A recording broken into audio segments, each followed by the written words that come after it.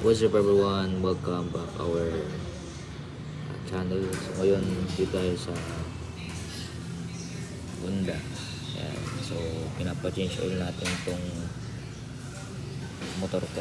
So balak natin long ride. Praying na baka bumalik tayo sa joyride.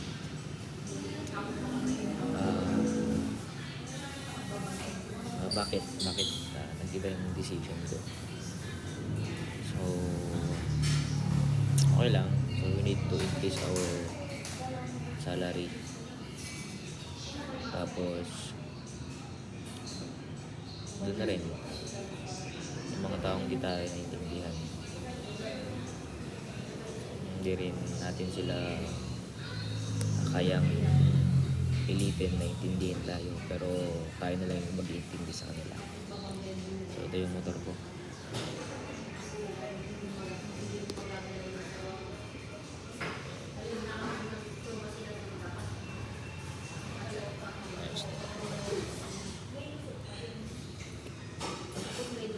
So ngayon pag-usapan natin yung understanding. Sabi na lang ako, bilhin na lang ako. Oh, sige. Bili na ako ng pan. Wait lang ah. Bili lang ako ng oil. Ano mga pinindasal ng gumawa ng motor? Bali pangalan ko na, Vilorio. Na-change na siya ng name eh. Repo kasi yan.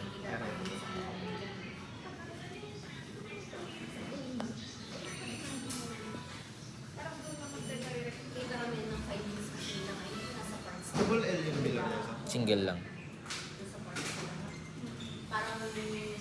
First name po. Mark.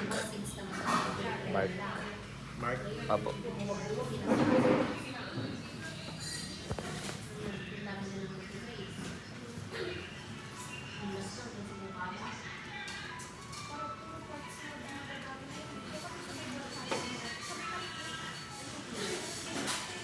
Yan. Wait lang guys. Bili lang ako ng oil. Change oil. Gear oil nyo kayo, sir, magkapalitin kayo? Ha? Gear oil nyo? Ah. Bale 470. Magkano yung ay lahat 400 plus may ibang charge fee pa ba? Wala na, sir. Okay, 400. Magkano yung brake pad nyo? Baka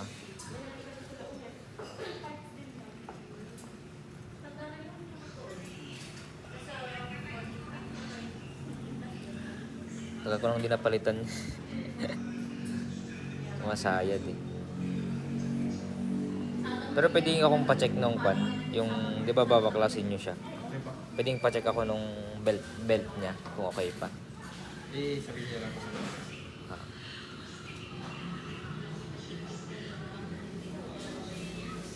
Pan lang, check lang.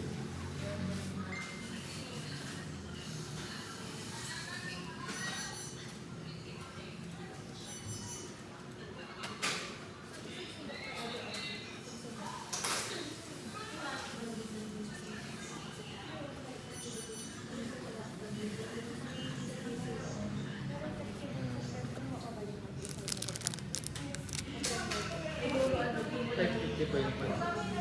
50. Pero available na.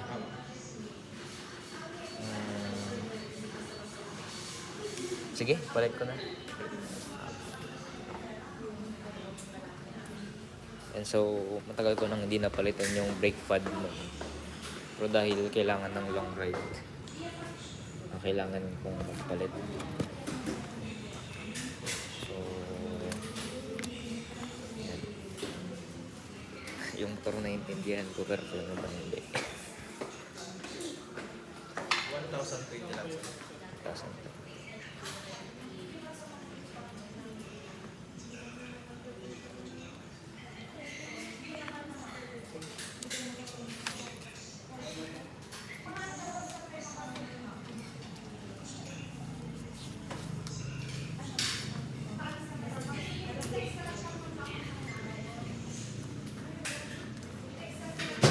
Bigay ko na lang muna doon.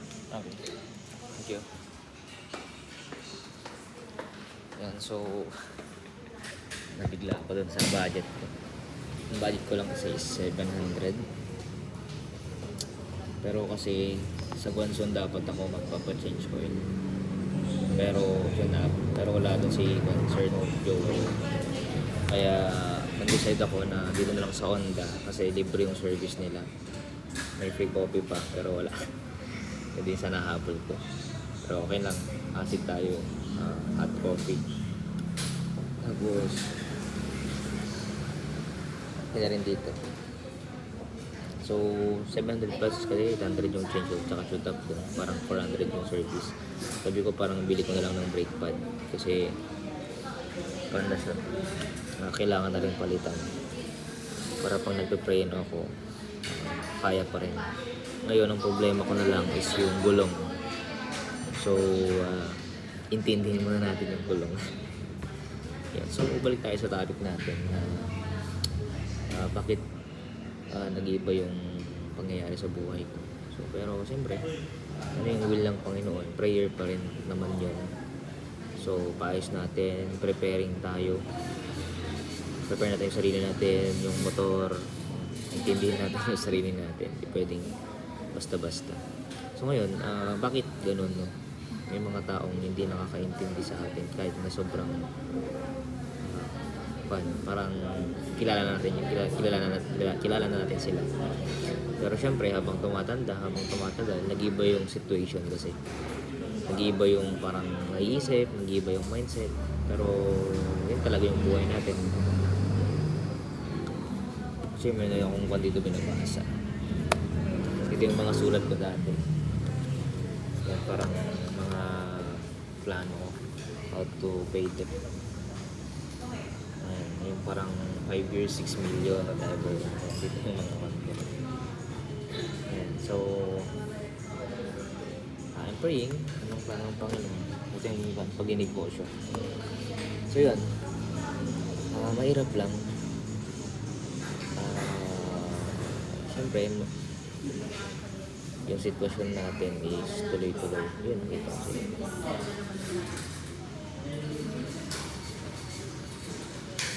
Yung sitwasyon natin is madami tayong utang, lubog tayo, tapos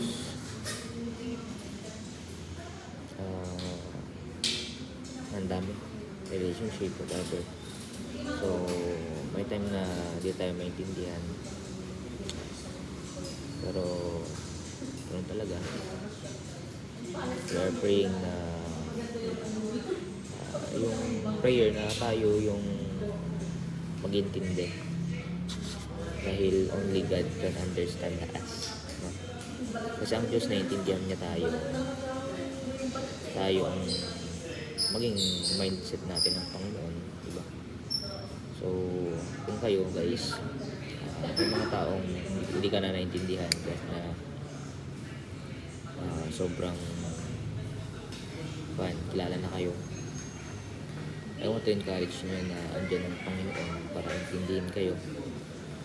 Andyan ang Panginoon para i-comfort kayo. Andyan siya para gabayan tayo. Yeah. Kaya kung ito kapatid, kung wala ka pang Panginoon sa buhay mo, kailangan mo siyang tanggapin bilang pangipapagalitan sa buhay mo.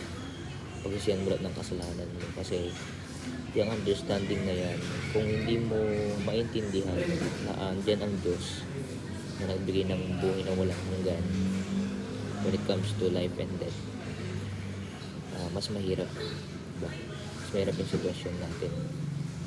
Kaya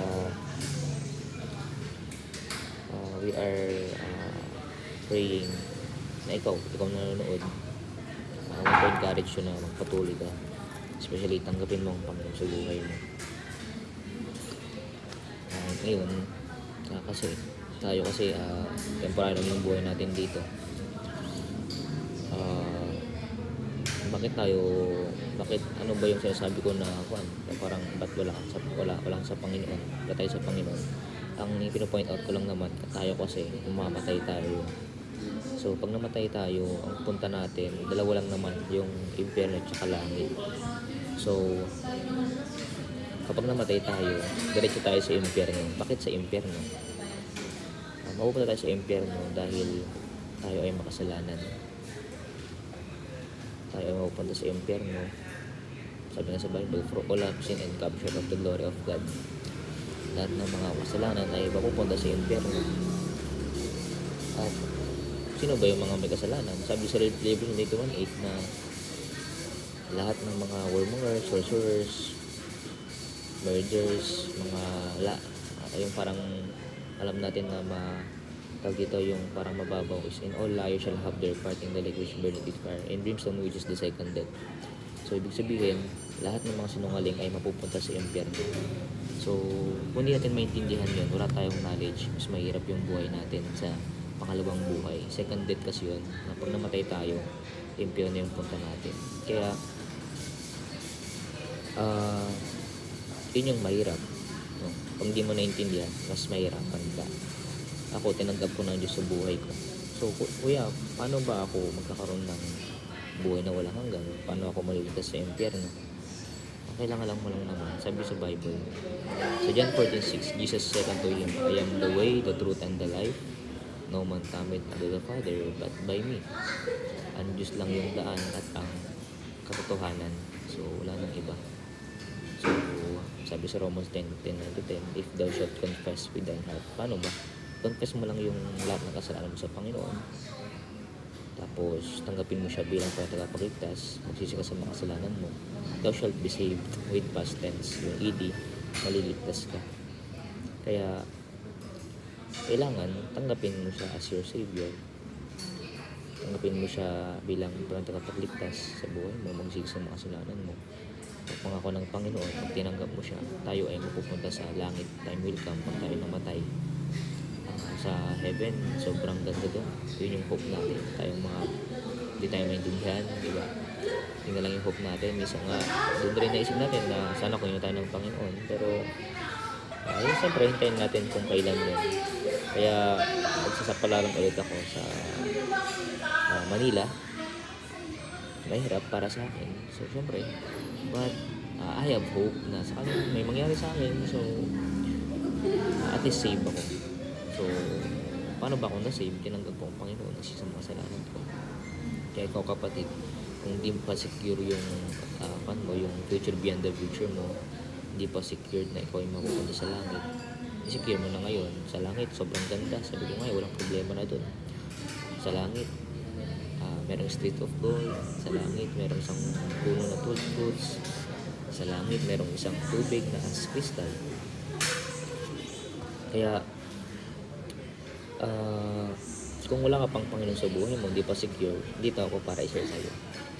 Kahit na bagsak tayo, kahit na mahirap ang sitwasyon natin, kahit na walang makakatindi sa atin, we are fighting to share the gospel because only God can save us, di ba? So, kung ikaw nakapag-decide ka na, pray tayo ha.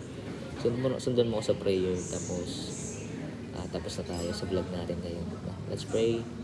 Panginoon Diyos, salamat po dahil kayo po ay nagpako sa krus para bayaran lahat ng kasalanan ko. Tinatanggap ko kita bilang Panginoon Diyos sa aking buhay. Panginoon, alam ko po ng kasalanan ako, pero nagmamakaawa ko. Patawad po. Pumasok po kayo sa aking buhay. Papasokin niyo po ako sa inyong kaharian. Kaya na po yung bahala, Panginoon. Salamat po. Magdalangin sa pangalan ni Jesus. Amen.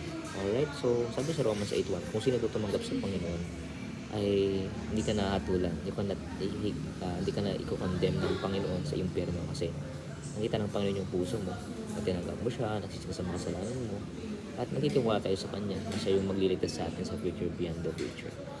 Okay, so congrats. Ano ba ngayon? It's Thursday, August 6. So we are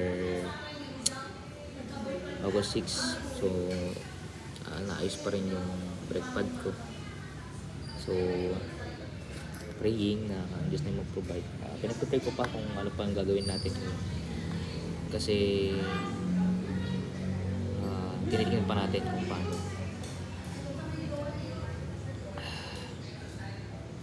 Tuloy lang, tiwala tayo sa Panginoon kasi ang Diyos lang ang kakapitan natin sa lahat ng bagay. Kaya nga dapat lagi natin siyang kinakausap, lagi natin siyang nilalapitan. Ang Diyos na yung bahala, diba? So ingat tayong lahat. Tag-ulan, umuulan ngayon dito, kaya yung boses ko, pero kanina masakit yung katawan ko, yung ulo ko, naiingat ako, pero salamat sa Panginoon, diba? Siguro kita ng Panginoon na kailangan akong palakasin physically, spiritually, syempre. So don't forget to like, share, and subscribe. Kung may mga question kayo, comment lang kayo, no? At sa susunod na ating mga video ay madami tayong gagawin. Thank you po sa support. Yan. So may mga pwede kayong mag-send star or whatever that for supporting our ministry. Yan, to sharing the gospel and everything. Praying na makarecover tayo. Diba? Ingat tayo lahat. Especially sa mga utang natin. So stressful, hindi tayo makatulog. Pero okay lang. Matatapos din natin ito. Bye bye po. God bless.